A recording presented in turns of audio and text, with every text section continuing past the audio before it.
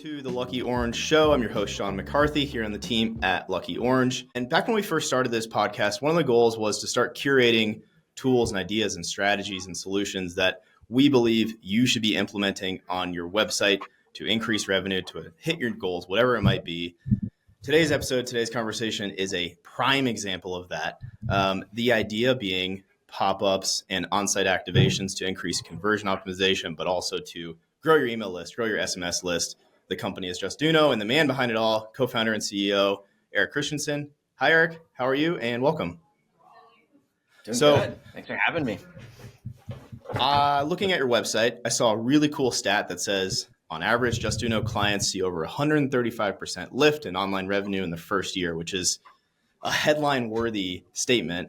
135% is not something to, it is definitely not something to bat an eyelash at. So can you give me a quick overview really of where Justuno sits for people and how the solutions help them achieve such great outcomes? Yeah, I mean, it's, and that number is not from one thing. As you know, with Lucky Orange, it's optimization is not just a set it and forget it. It's a constantly,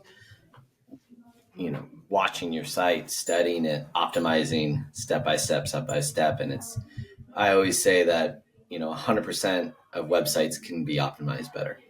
There's no truly optimized website out there in the world. And we're seeing it, you see it every day on every single website.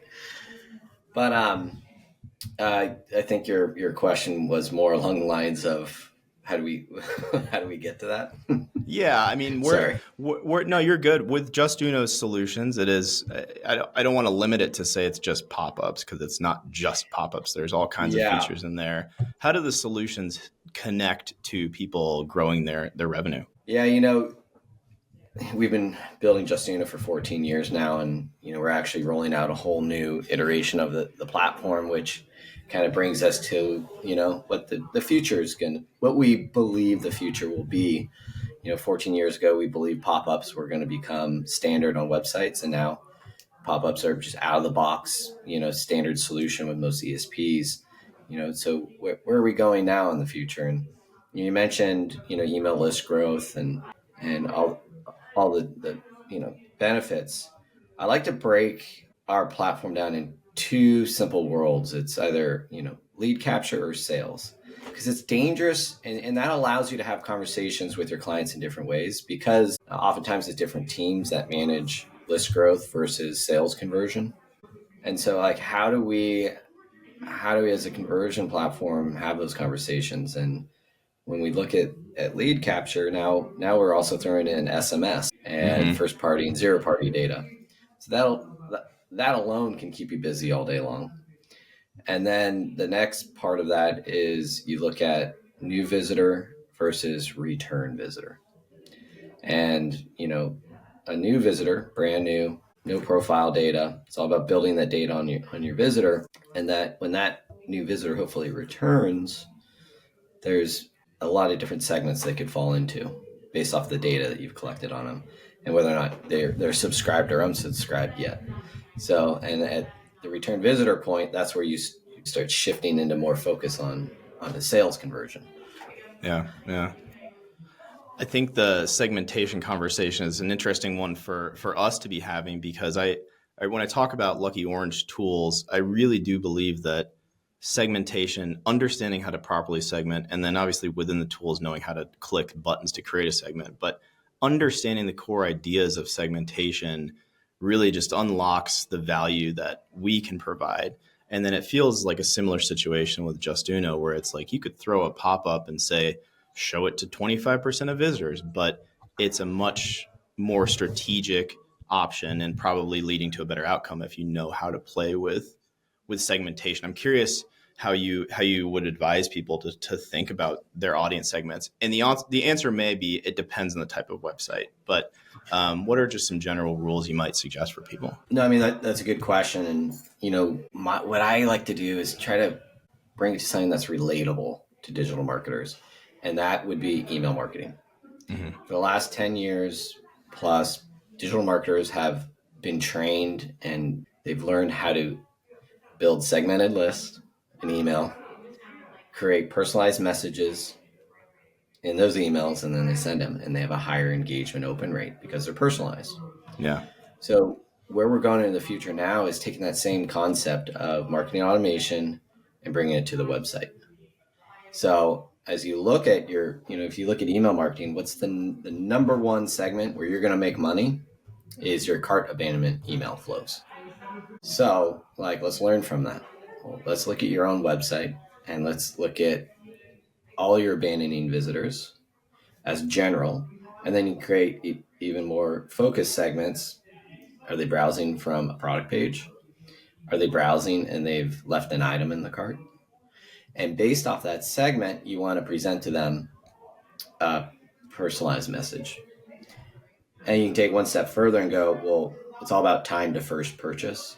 So if they return to the website after having added an item to the cart, that's going to be your next big money maker. Okay, well, let's present that product to them in a maybe a slide out modal, and we know their location. We may know a little bit more information about them and talk about the number one cart abandonment reason, which is shipping. Let's try to get them some shipping information. Let's start building that trust. And what it comes down to is friction. How do we understand the friction points, which Lucky Orange is all about watching and studying and figuring out Yeah. Yeah. where people are getting hung up. And, the friction really, the underlying solution to friction is understanding consumer psychology and figuring, hitting the baselines of building trust and understanding the needs of those users and communicating it back. Yeah. Yeah. We talk about that people arriving on your website bring with them not only a set of experiences that mean you're into requirements on usability. So if they believe a website should behave in a certain way, your website probably needs to follow suit. But they're also bringing with them a set of concerns about your brand or your product, and they're bringing maybe motivations of what they think your product can do for them, and understanding those and tapping into those. It feels like the pop-up mechanism can be a really good way to get in front of them and align with those motivations, or even on the opposite side, overcome those concerns. Well, it's a pretty exciting time, especially for us who we've watched the evolution of the pop-up. And, it's amazing how present day the evolution hasn't really happened to much of a degree. Mm-hmm. And it's exciting now because with customer acquisition costs and the focus of businesses are actually looking at conversion as a important aspect to their business, we're just taking that same concept of segmentation, personalization with workflow automation and apply it at scale to the website. And one has been a lack of focus. The second thing is that the tools have not been there for digital marketers to create these on-site experiences. Yeah, if you had hundreds of thousands of dollars to spend on tools, there have been personalization tools, but nothing for the SMB mid-market retailer. Yeah, it feels like it's historically been so intimidating to take on personalization at scale, even on the scale of a website with 10, 15 pages. It sounds like the automation, at least for me, would be like, yeah, this is great. I can set up an initial set of here's what I'm trying to achieve or whatnot, and let it run and make it much more approachable to say we are going to do segmentation and personalization. I think intimidating is a good word to to Yeah. throw out. I mean, if you and trying to relate back to email marketing, can you imagine, 10 years ago if I asked you to, hey, I want you to send an email to everyone that comes to my website, and you gave all these parameters about it, and you'd be like, that's gonna take me forever.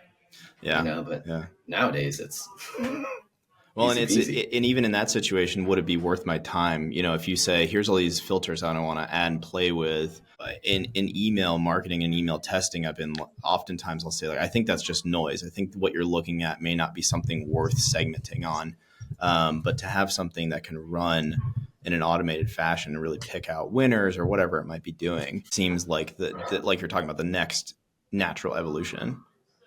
Well, I mean, that's where automation and AI, quote unquote, tend to help you is, insights. It's one thing for us to provide kind of playbooks and templates to kind of start out of the gate. It's another to take action on items because it's resources, bandwidth. I'm sure at Yeah. Lucky Orange, you probably work hard to educate your clients too. It's like it's one thing to record all these videos, but who has the time to sit and watch them all? Yep. Yeah. I mean, Like I how think do that, you? yeah. I just think the future of website optimization is simpler. Building a website has gotten much simpler with tools if you're willing to accept some level of limitation. If you want to use a Framer or Webflow or whatever, optimizing a website should be the same, and it's not there yet with our tools and tools like ours. And I think that the next evolution with whether it's AI, LLM, querying your database or whatever it is to say, here's what you need to be paying attention to.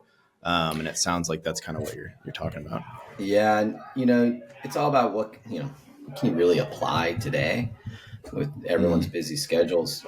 What I often try to relate again to is Amazon. Is they've nailed, they're a customer centric company, and they have figured out what consumers' needs are, and they deliver it. yeah. So as you look at your own website, are you delivering that happiness to your customers? And if not, well, you can do it with a simple welcome message that isn't just discount driven. Yep. You can speak to other needs.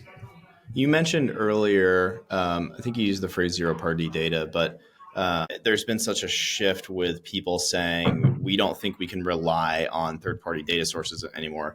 Obviously, there's some things that have happened there. How are you guys viewing that when it comes to collection of information and email or SMS list growth? Is there anything there that's conversations that are happening to say, we see this trend. We know that people are more reliant on email and owned data. How can we help them with our product? I've always been a huge fan of owned data because it's free for the most part. Yeah. I mean, yeah, there's small minimal cost, but you're not paying an ad network or anything for it. If you're going to grow your business sustainably, you really have to focus on your growing your customer base and the information you have on them. So, when it comes to zero party data, so yeah, third party data, iOS updates, it's crushed so many businesses with Yeah. customer acquisition costs, really hurt businesses. Where are we today is that, again, focusing on your current customer base. How do you leverage, how do you get more out of your current customer? And zero party data, prime examples are, we have a pet store that when you land on it, the first question is, are you a pet are you a dog or a cat person? Yeah. That's something that then can get passed to the ESP, and they can then segment and send emails that are more relevant. Zero part data is something that consumers are willing to provide if it makes sense to them. And when it comes to personalization and privacy, people are willing to give up information if they feel like it's going to make their experience better with a brand. And so, definitely not something to shy away from. It's getting very much easier to capture that data and sync it and leverage it. So, I think the other side of the coin is, well, it's just more something new to add to your list of things you have to manage. So I think there's been a lot of conversation about zero party data, but in terms of practice, we're still in the early stages of it. Yeah. I see that same sort of groundswell around the idea of building brand awareness is that people are saying, oh, our marketing budgets are getting tighter and it's harder to get visibility and get clicks through PPC and our third party data sources are going away. So we need to build brand. And it's like, yeah, I agree. You need more brand awareness. It's everybody could be in front of more eyeballs, but ultimately, how do we do that? And I've, my personal takes on brand being a distribution advantage and whatever, and building community and all that stuff. But it's a similar thing where it's like the more you can control of the experience, the less you're relying on third parties in general.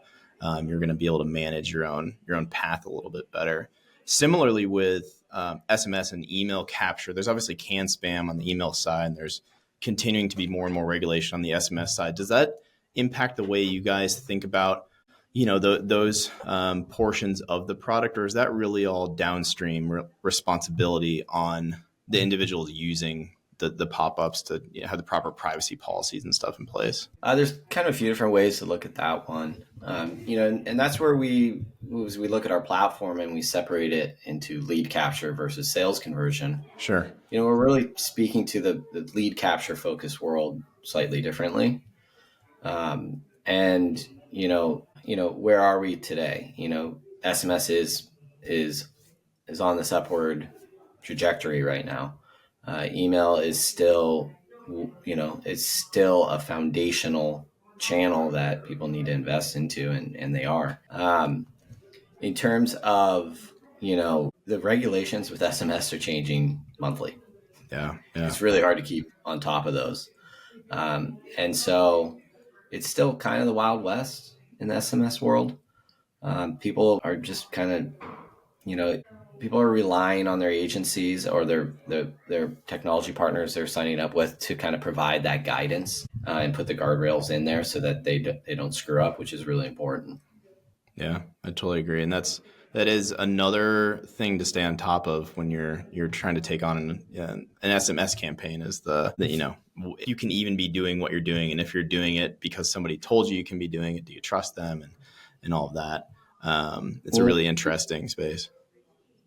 When you look at, email marketing, my thoughts are you have to be really, when it comes to lead capture, it's all about quality because, right now you have different departments within businesses that are making decisions and have their own goals.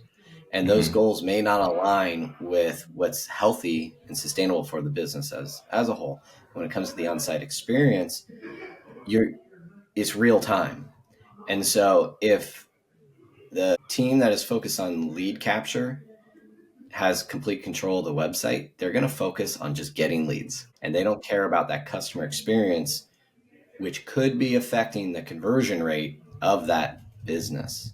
So the email marketing team is doing great. They're hitting their goals with lead capture that was assigned to them, but they're doing full screen takeovers to every single visitor, even though that visitor maybe has already given them an email address. And that's where we talk about segmentation. The visitor, if they've been profiled, they're a return visitor, you cannot be showing them a lead capture form. And that happens, it's egregious the rate that's still happening today on websites. Yeah. How granular do you think people should get with their segments? I mean, we have the ability in something like Lucky Orange, and I'm sure it's the same in Justuno, where you can filter by just about anything, UTM parameters and combine filters and whatever, and create all kinds of crazy segments. Do you think it's a matter of when people first get started with the idea that they start with these high level buckets and go from there? Or what would be the approach you'd recommend for people?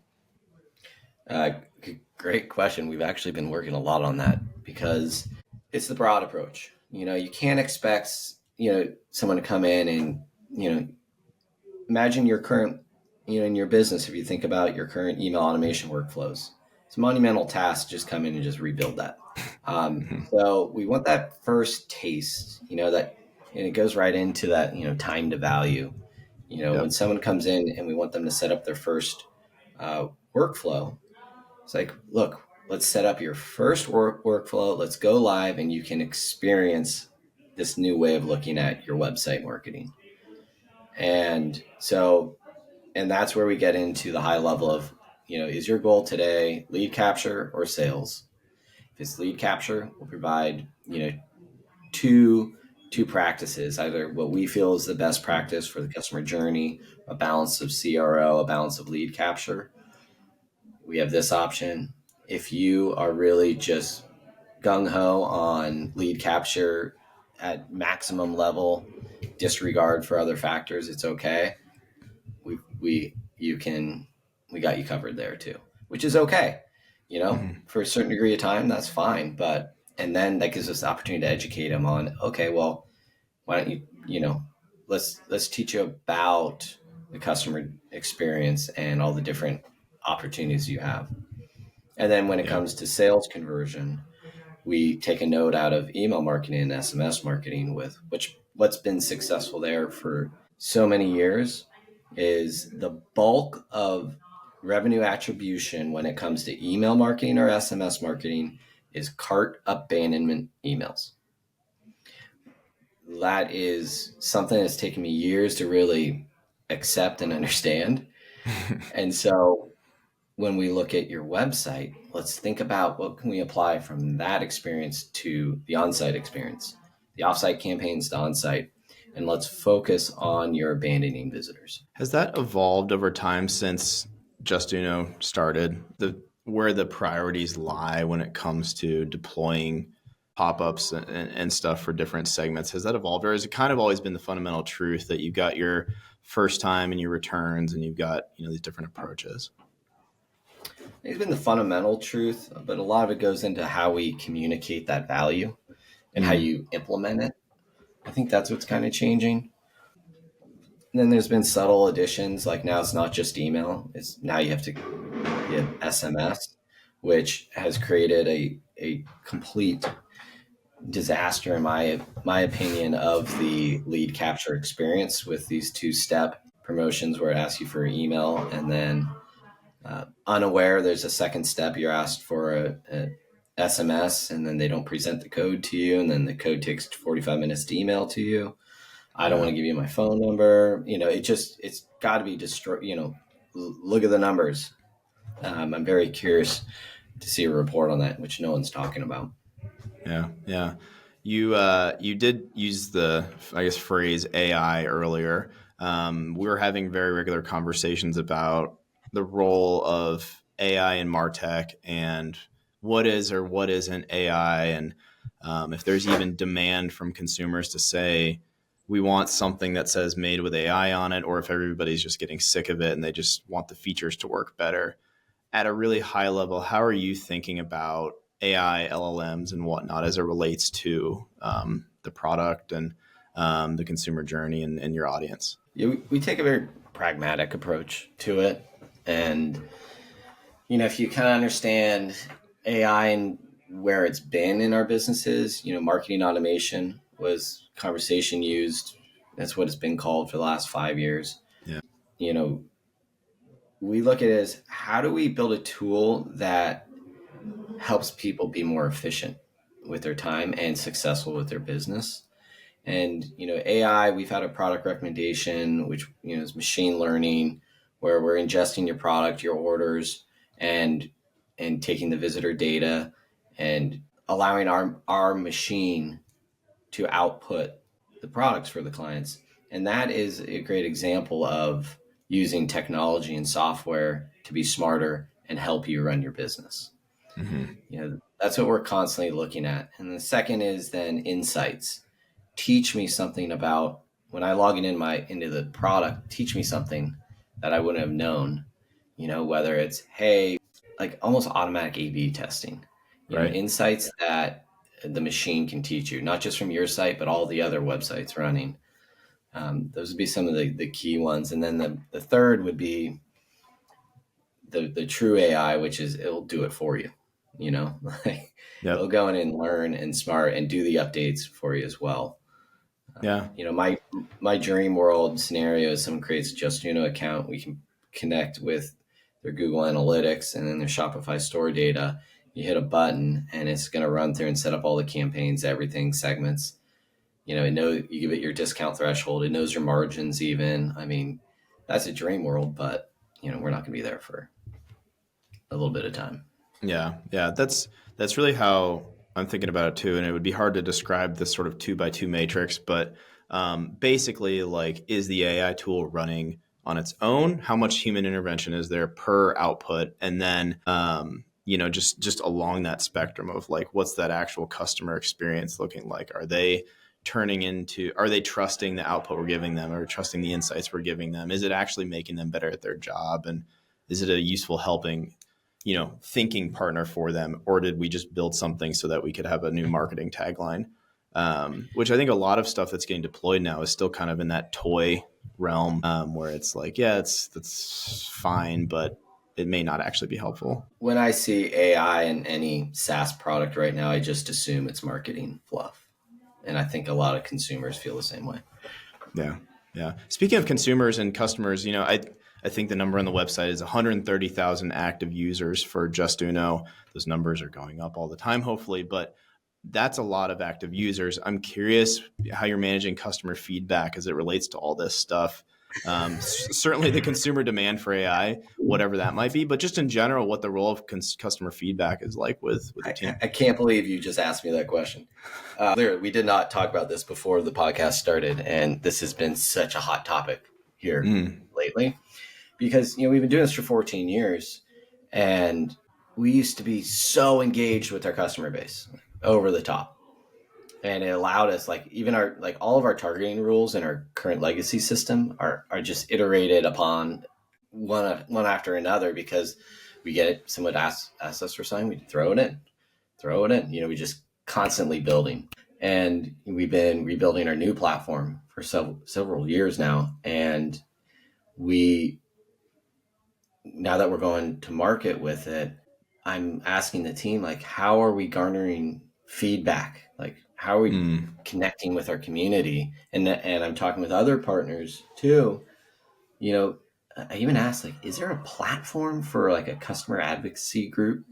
We use Canny for, feedback, but I'm really excited to be back to market so we can start garnering that feedback loop, not just from our customers, but more importantly from our service partners, our agencies, because, we want to be the technologists and allow our experts as service partners to really implement and push the limits with what we built.